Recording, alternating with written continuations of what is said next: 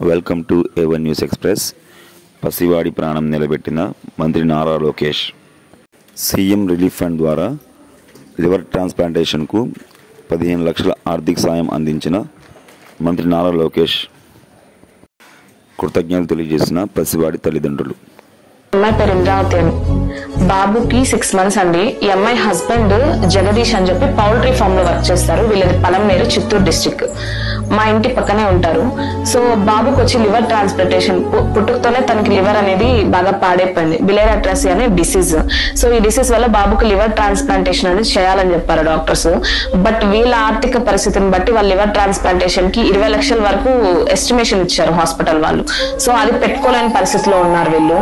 So మేము మాకు మదన్పల్లిలో MLA Shahjahan బాషా గారిని కలవడం జరిగింది. సార్ మాకు CMRF ద్వారా 10 లక్షల LOC ఇప్పించారు.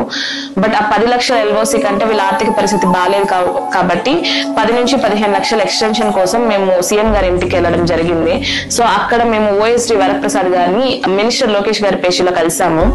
సార్ మినిస్టర్ గారితో మాట్లాడి, మినిస్టర్ గారి సీఎం గారితో మాట్లాడి మాకు 10 lakhs నుంచి 15 lakhs కి LOCని ఎక్స్టెన్షన్ చేసి ఇచ్చారండి.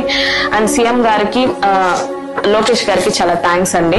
అండ్ ఇంత త్వరగా రెస్పాండ్ అయ్యి మాకు ఇంత హెల్ప్ చేస్తారని మేము కూడా ఎక్స్పెక్ట్ చేయలేదు.